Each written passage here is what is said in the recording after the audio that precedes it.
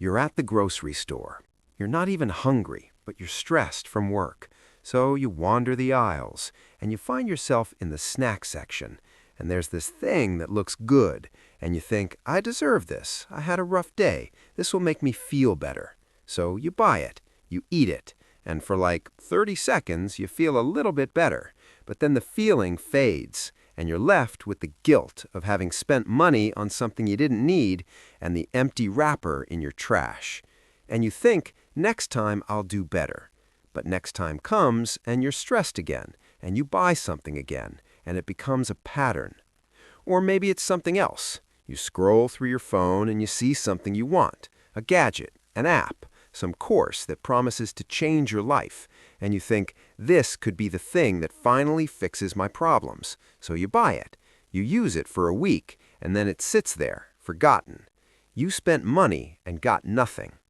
And I spent way too much time thinking about this, about the things we buy, why we buy them, and what they're actually costing us, not just financially, but emotionally, psychologically, spiritually. Because there are certain things that we buy that don't just waste our money, they actively make our lives worse. And here's the thing that's going to surprise you. Stopping buying these things doesn't mean you're sacrificing your quality of life. It means you're actually improving it, because the stuff that's weighing you down isn't valuable. It's a burden. Let me start with something that's everywhere, something everyone does but nobody really talks about honestly: convenience purchases. The things you buy to solve a temporary problem or feeling, but they don't actually solve anything. You're tired, so you buy coffee instead of making it at home. You're stressed, so you order food instead of cooking. You're bored, so you buy something online. You're sad, so you treat yourself. These are all convenience purchases, and they're costing you way more than just money. Here's what gets me about convenience purchases. They're sold to us as self-care. You deserve it. Treat yourself. You've had a hard week. And on the surface, that sounds nice. But what you're really doing is using money to temporarily escape discomfort. And every time you do that, you're training your brain to believe that you can't handle discomfort without spending money. So the stress doesn't go away. It just gets more expensive. I had a friend who was spending about $40 a week on convenience food and treats, and she justified it every single time. I'm worth it. I need to relax. It's only $40. But $40 a week is $2,000 a year. That's a lot of money.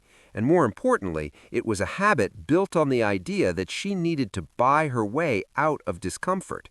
When she stopped doing it, she didn't miss the convenience purchases. She missed the idea of them. And pretty quickly she realized that she could handle discomfort without spending money, that she could be tired without buying coffee, that she could be stressed without ordering food. And something shifted. Not because she was depriving herself, but because she'd broken the pattern of using money to escape. And that's actually more valuable than whatever you're buying. There's a category of purchases that I think of as the stuff you think you need. These are things that you buy with the sincere belief that they're necessary, when really they're just nice-to-haves that you've convinced yourself are necessary. Like there's this whole category of things that promise to make your life easier. Kitchen gadgets that you use once and then throw in a drawer, productivity apps that you subscribe to but never open, organizational systems that you buy and never set up, fitness equipment that becomes a clothes hanger. And here's the thing, these purchases usually come with a story. Once I have this thing, my life will be better. Once I buy this gadget, I'll cook more. Once I get this app, I'll be more organized. Once I have this equipment, I'll finally get in shape. But the purchase doesn't actually change your life. Your habits change your life. Your decisions change your life. A gadget is just a gadget.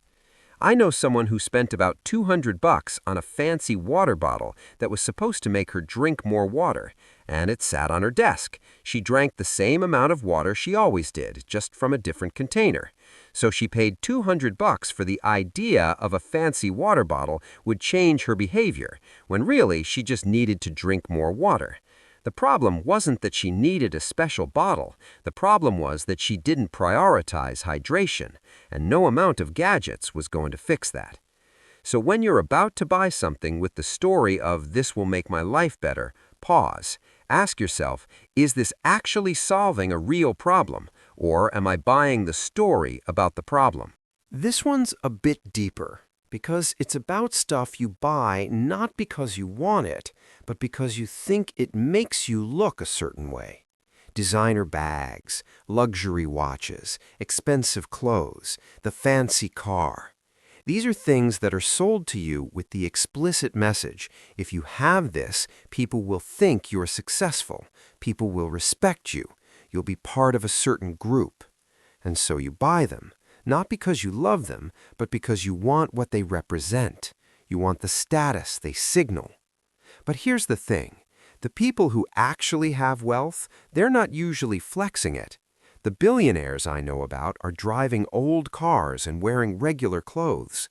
The status symbols are for people who feel insecure about their status and need to prove it. And there's a version of you that knows this. There's a part of you that, when you're honest, doesn't actually care what other people think about your stuff. You care what you think. You care about being comfortable. You care about things that actually serve your life. So when you stop buying status symbols just to prove something to people, something interesting happens. You stop caring so much about what people think. You start buying things because you actually like them, not because they're expensive or prestigious. And paradoxically, you start looking better because you're dressing and buying based on what actually suits you, not based on what's supposed to impress people. There's something psychological happening when you buy things.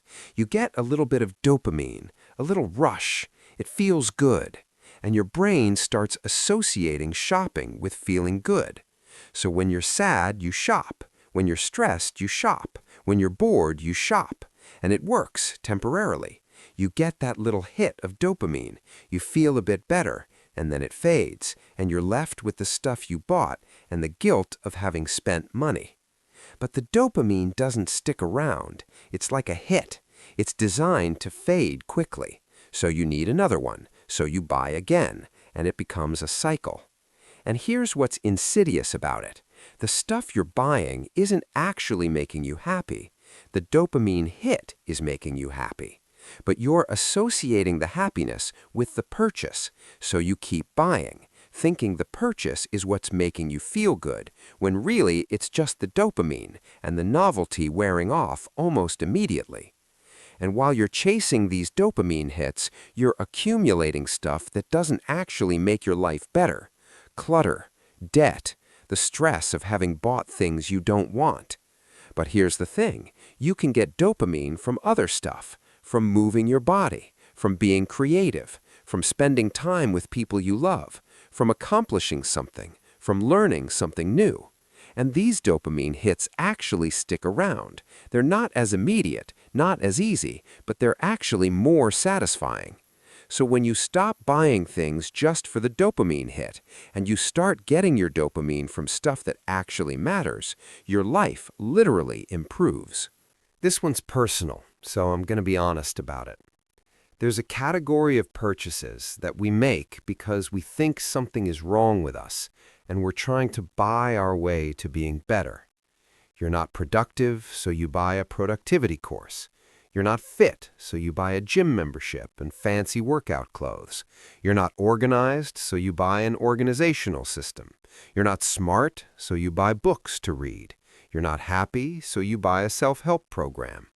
And I'm not saying these things are bad. Some of them are genuinely useful. But a lot of them are bought with the underlying belief that there's something fundamentally wrong with you, and you need to buy the solution. And that's a trap, because if you believe something's wrong with you, if you believe you're fundamentally broken, then no amount of buying is going to fix it, because the problem isn't external. The problem is your belief about yourself. So you buy the course, and you don't finish it because deep down you don't believe it's going to work. You buy the gym membership and you don't go because you don't actually believe you can change. You buy the organizational system and you don't set it up because you don't believe you're the kind of person who's organized. And the purchases pile up and they become evidence that you're broken, that you fail, that you can't change. When really, The problem is that you're buying solutions to problems that can't be solved with purchases. The real solution is changing your belief about yourself, and that's free. Or it costs the price of therapy, but it doesn't cost the price of 100 different self-help programs. Okay, this one's simpler, but it's actually huge. Subscriptions. Monthly subscriptions to things you don't use. Streaming services you've got but never watch. Apps you thought you'd use but didn't. Software you subscribed to but forgot about. Memberships to things you said you'd go to. And individually, they're not that expensive. $10 here, $15 there. But collectively, they add up. The average person has like 4 or 5 active subscriptions they've forgotten about. That's $100 a month. That's $1,200 a year. That's probably $1,200 a year going to things you don't even use. And the worst part is that companies have engineered this. They make subscribing easy. They make canceling hard. They hope you'll forget about the charge. And it works. So the first thing is to actually audit your subscriptions. See what you're paying for. Cancel everything you don't actively use. Right now, not later, now. But more broadly, the lesson is this. Stop subscribing to things you think you might use but haven't tried yet. Don't subscribe to the gym membership you might go to. Don't subscribe to the streaming service you might watch. Don't subscribe to the app you're hoping will change your life. Try the thing first. See if you actually like it. See if you actually use it. And then, if you do, subscribe. Don't subscribe to the idea of yourself as someone who works out, or watches that show, or uses that app. Subscribe when you're already doing the thing. So if you stop buying all this stuff, what actually makes life better? What should you be spending money on instead? Experiences. Time with people you love. Things that create memories. Stuff that actually improves your daily life. Good sleep. Good food. Movement, learning things that you're actually interested in, not things you think you should be interested in. And here's the thing, most of those things cost less money than the stuff you're currently buying, but they require something else. They require you to actually show up and do the work. They require you to be present. So when you stop buying the quick fixes, the convenience purchases, the status symbols, the dopamine hits, you create space for the things that actually matter, and your life improves. Not because you have more stuff, but because you have more presence, more connection, more intention. What we're really talking about here is a shift. A shift from thinking that your problems can be solved with purchases to understanding that they can only be solved with decisions and actions.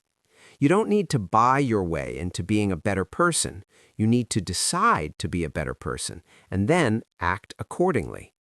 You don't need stuff to be happy. You need meaning and connection and purpose. You don't need to prove anything to anyone. You need to be comfortable with who you actually are.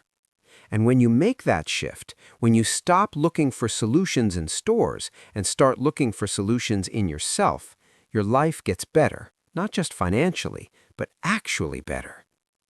So here's what I want you to understand. The things you're buying aren't making your life better, they're weighing you down. The convenience purchases, the stuff you think you need, the status symbols, the dopamine hits, the things you buy to fix yourself, the forgotten subscriptions, they're not serving you. They're just draining your bank account and filling your life with clutter. But stopping buying these things doesn't mean deprivation. It means freedom. Freedom from the constant cycle of buying and feeling empty. Freedom from the guilt of wasted money.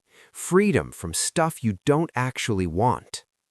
And the space you create when you stop buying this stuff, that space gets filled with things that actually matter. With the ability to save money, with peace of mind, with the realization that you're enough as you are without stuff to prove it. So start with one category. Pick one type of purchase that you know isn't serving you. Maybe it's the convenience food, maybe it's the subscriptions, maybe it's the status symbols. And stop for a month. See what happens.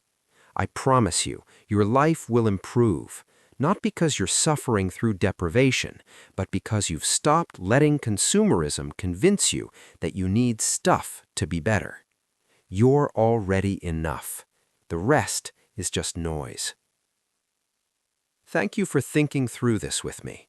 If this resonated, please share it with someone who's stuck in the cycle of buying things that don't make them happy. And let me know in the comments, what's one category of purchases you're going to stop buying? What do you think will change for you? Thanks for watching.